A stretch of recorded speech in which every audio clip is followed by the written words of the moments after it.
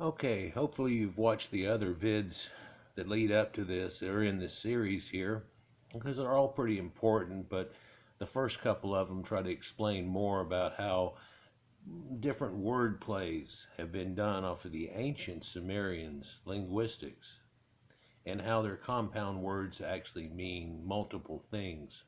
And by taking their secondary or third, fourth, fifth, sixth, eighth, there are huge numbers in some of these common parts of words, just like we have today. And by taking parts of those and using those second or third forms of words, are able to create an entirely different story, what they might mean. In other words, like up in the very top left-hand corner here, you see Hyades, and it shows a Sumerian crown, that helmet that you always see the gods wearing and so on, that is made of supposed multiple bull horns. Well, the connection to that is Taurus and a time of Taurus and so on, what we've talked about in a lot of other videos. But it is known as Agu. It is known as the crown. But you can take Agu and make devastating flood out of it. And through a conflagration of the ancient Assyrian word and a word play there, taken into the Greek becomes Argo. And as I've shown in other vids, where this river runs down in the bottom left-hand corner, there's actually a ship there, and that's the Argo. And through the constellations that we've shown here are actually the tail of the Argo and so on, and tails of Pegasus, which you see is a square right there in that top middle right area with the arrow pointing at it. And you can take this same concept and get the idea of Neptune in your far right hand side, who is a god of the ocean and seas, and the sea serpent, the Kraken, in the middle part here, and how he unleashes the Kraken and so on. Close by in constellations are the woman that is to be sacrificed. Close by up here over Pegasus is actually Perseus with the head of Medusa. So this can go quite a few different ways, and you can take a little part of this and tell stories, but this is only a small section again. So I'm showing you these stories, but so far like 9 of them have all been from this small part of this zodiac, utilizing the zodiac we have today, but mainly using the ancient zodiac of the Sumerians and how that works, and its names for the constellations and what that name means, and then that secondary or third forms of which, so we get that idea. Because here's the devastating flood running all through the line of the Milky Way, and when we have that, it goes all the way up top. Now up above this, totally in the middle area there, would be Gemini, and that is taken for a sign of 2 mountains. That also is, by the way, El Shaddai. And it's showing in this dot-to-dot constellations written in the stars that we're talking about now. You know, I've often thought that if I showed this way too early to y'all, that it wouldn't just make any sense, or it might twist what you think about all that I've said before, because I didn't learn this type of stuff until later in it. In my previous learning was able to let me just pierce right through that. It didn't become the main objective. Some people look at this and it becomes the main objective and they say, it's all this, it's all this. No, not necessarily so. There are so many stories twisted into this that are not this. Pagan other myths and so on too, but as we're showing here, some of those too come from the same thing in this exact same constellations, written down in a different story in a different way, and all of a sudden it becomes something totally different, doesn't it? Well, I titled this video something different here, but you can see that Ea is Aquarius, and that's Neptune too. So we're across the Fertile Crescent over here talking about Neptune and the edge of the Mediterranean and so on, and his Kraken. And you can flip this thing around, and it's the same thing. By the way, Pisces up there is the spreading of the Tigris and Euphrates River into the Delta. There's Tiamat. all kinds of other things I've shown in other videos. I try not to waste too much of the video re-going over it, but I like to re-go over it some so you can just keep seeing it. A lot of you, if you've seen the other videos, already had these thoughts in your mind. So this can be used in a lot of ways, but let's show you something special here. You see, because this is Aquarius. This is Enki. This is the abode of Enki, and this is the Absu, or the abyss, the celestial abyss on this portion or side and corner of the celestial spinning wheel of the cosmos and Zodiac. And he's able to dip down into the underworld, as all of it does as it cycles around through the day and the night, and one portion of it's not being seen at all times. So that's where you get this idea, and they know that the great ocean is that way, so it dips down in, and you can imagine all the things that come from that conflagration. But his name, quite often, Enki, will be called Idime. Now, if you look that up in Canaanites, that becomes Udimid, which is an only begotten son of Kronos and their mythology, and all the things that lead out of that. But when he got sacrificed, they talk about in the ancient tales, they said the land was named after him. There was no J until the 13 to 1500s really used. And so, where's Judea at? Because there was no J. This might give you an idea of the way things were up until right before they come back from the Babylonian captivity, and then they want to reinvent themselves and use all of this knowledge that they had acquired during that time about the conflagrations of the way it all works and written in the stars. Udime has a connotation that also means spring. People say, well, if you roll this back far enough in the timeline, where does spring come out to where Enki is prominent into it? And so this tale comes from way back when.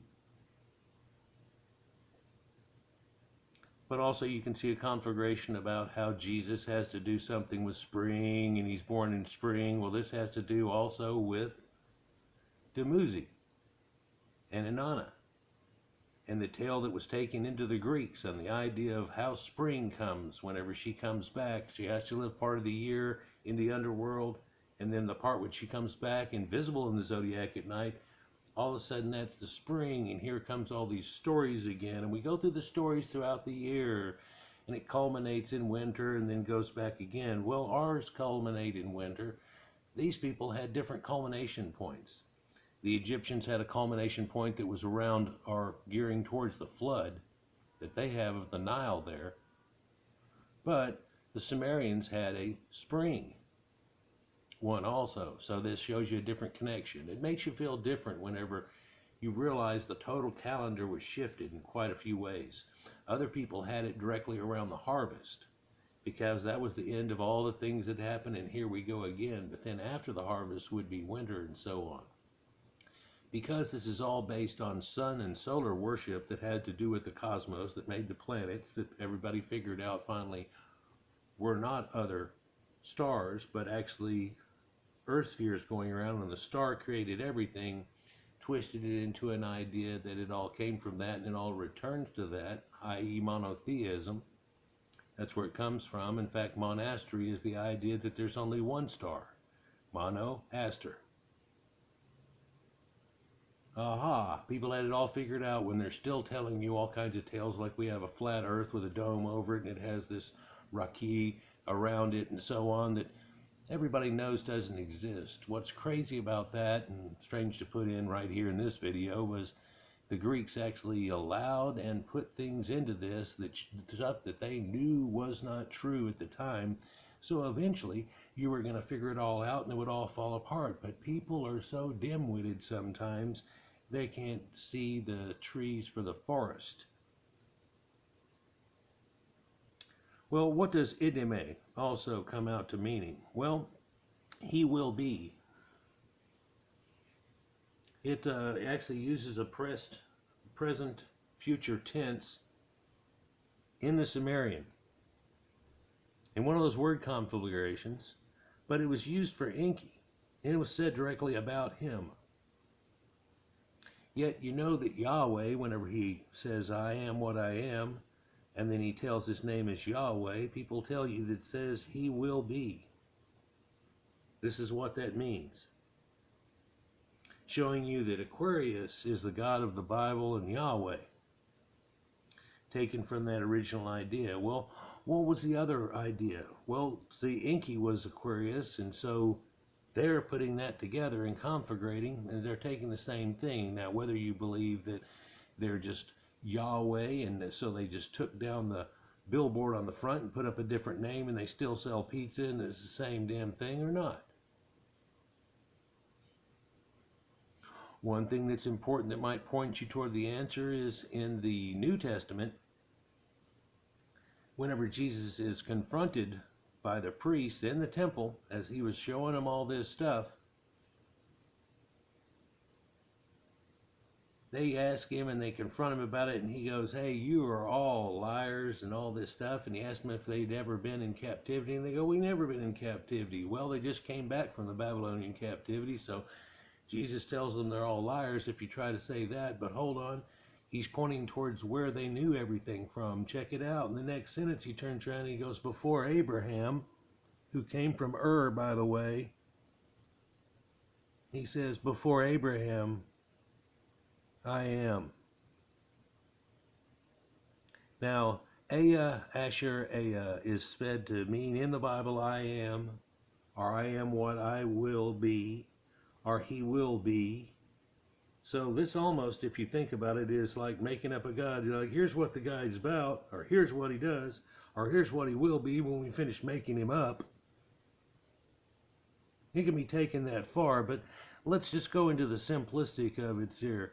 He's saying that Ea, Asher, Ea. Now, Asherah was his wife also, and Asher has to do with Sumerian. So here it is again, thrown right in the middle of it. But Ea, Asher, Ea. Well, you know how I said Enki, and I keep talking about Enki? Well, his other name is Ea. Can be pronounced Ea. Cowboys say Ea whenever they want to make them go, and the horses and the horse people said Ea when they want to make it happen. They call upon God to make it happen, to make the horses go. They also say Yahoo, and guess who that is too? Funny how a lot of these expressions that have passed through time seem to have somehow come about from the people that had to do with horses. And you can see there's these other people that didn't have horses at this time, and in the Middle East and in Egypt, and when chariots came and all that, and things changed too. But if you look deep into it, there's a lot of religious things that started twisting and changing too, and people realized where it all came from, and they wanted to rewrite their concepts and ideas. That religion point, even of Greeks or whoever you want to talk about, wasn't actually just straightforward. It was being rebuilt then, and they had things that they were already believed in before that. Whether you believe all of a sudden it's a revelation, or the astrologers that knew everything all of a sudden pointed this out, and people were like, oh my God, it's written in the stars, so this is the deal. Well, you can make up 100 different stories out of these same people. Again, this is Enki with the two waters coming out of him. This is the Tigris and Euphrates, symbolically also again. But this is Aquarius, but this is Neptune, the god of the sea. The Kraken's just right over there, and so on too. But that's God. And Enki means Lord of the world. Gaia in the Greeks, the world, Lord. It has to do with the waters, because the coming together of the waters and earth created everything. It's told in a weird-ass story and allegory here, meant to be something totally different, but that's a concept people had that they weren't writing poetry about. It was more of a science type thing, where they were trying to figure everything out. But you can also see in these tales and stories it comes across as a fairy tale, because a lot of it is. So you can configurate a bunch of words out of different things. This is the square of Pegasus, known as multi or multi-ebot. Or you can take this symbolically like the word, and you can find something that people realize this is not really a Hebrew word in the origin of it. They've taken and made up a word here somehow because it's not regular linguistics. And it used to be Tebat with a V. And that's even more telling when you put it together, because if you take the secondary form, not mul, but the te, mul means stars, by the way, and here we go again, in Tebat, it's a starry box or a chest. It's a Tebat. Funny, in Hebrew, Tebat means box or chest, and it's the word for the ark. This is the ark. As I've shown you before, that ark was sitting up there in the top of everything, like right here with the yellow line, with the arrow pointing at it. And there's the Pegasus square that we're talking about, right above God, making it all happen. How does the boat go upstream whenever it all flows to the ocean? This is the story written in the stars. This is the way it went. God pulled him closer to himself. What I find odd is that they use the story of a garden and so on, which has to do with that square and field there, and to the right of that, sacred trees and so on again that are used in the Bible story of Genesis, as opposed to even them possibly having fish and so on. It's kind of weird, but when they get past a certain point, they take and go, okay, that's set aside, and then what picture's left I'm going to go something else with, and the Zodiac's going to move, and we're rolling around, usually in the direction it rolls, like a wheel. Isn't that amazing? So again, this is the face of God. This is who Jesus was referring to whenever he said who he was. That he knew this sacred knowledge of the Gnostics. Imagine that. That he's blowing their whole crap out of the water. He said, well, da-da-da, in captivity. And they go, we never been in captivity. He goes, you're a liar. And the father of bullshit.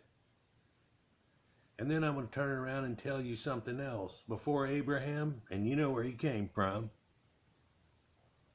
Ea. Ooh, but yeah, Ea is connected to this. If he was to say, before Abraham, Ea, and they'd be like, oh no, he knows. This is why they tried to stone him to death. Funny how they couldn't catch him and he ran off, and then there's a little story there, but there's more to be told in the story before they catch it. You see, they could have stopped it right there where they're going to stone him to death, and they took him to the thing and then and cut out that next part right there, and then here we go with the other part of it. And that's how he got beat up. They stopped him while they were stoning him to death or something, and then they wanted to put him on trial, and this could have gone a totally different way of stories off of it, couldn't it? So here you go. Here's the face of God. And strangely, that comes out to be Enki. He means Lord of the Earth. And it's said in their stories that he was the controller of everything, and then Enki comes along after. I've shown that in my Storm God series, where it looked like storm gods took over and everything too. It was that next wave of religion that was blended in. And it took over everybody, because Zeus is a storm god. It's funny, it took over everybody where storms really happened, but where it didn't rain in Egypt, it wasn't that real popular, was it? Well, no, he was Ammon down near the Gulf. And it said that Ammon would go all the way up to the land of the Ethiopians. And what's that? Well, then he caused storms to cause there, and then of course they've got frozen ice on those mountains, believe it or not, and it all melts down in the spring, which his name means also, and runs down like those rivers that are running off him, and here we go. So is this the god Happy also? Is that the white Nile and blue Nile running together there?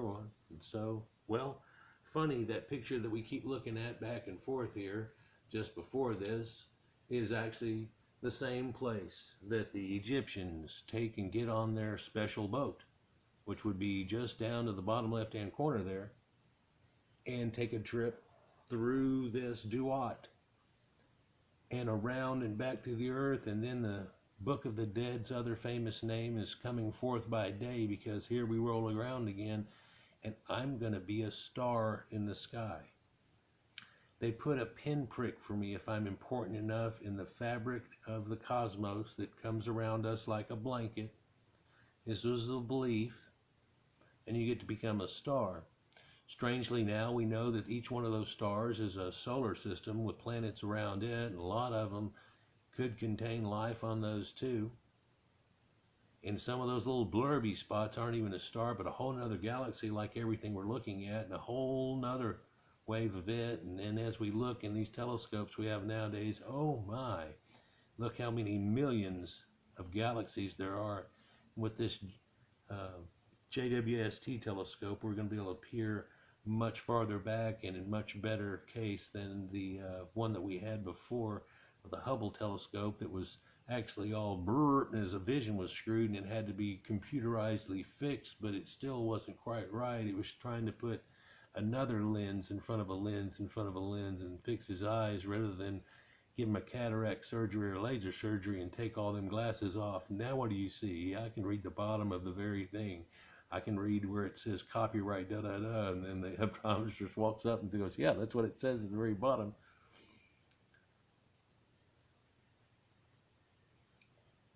Hopefully this clarifies things for you and you get to see different things, and then how Neptune is attached. And of course, he's the god of horses. Well, there's a horse right up there. In fact, it's so badass, his horse is like Shadowfax, and it rides like the wind. It can get there real fast too, because we have a story that's not too far away, and zip zing, and he's there, Pegasus. You know, a horse is the fastest thing that was able to be used in ancient times, all the way up until Caucasians invented the motor engine and turned it into cars, and the amazing things that we've done after that. Now we ride rockets into space. But what's faster than a horse? A flying horse. Yeah, that's the shit. So I've gone on long enough, because I was just going to try to peel off a few little stories so we're back familiar again, and then go aha, aha, and here's God, and Jesus makes a claim, and here you go. Let me know what you think down below. Appreciate you all. Peace.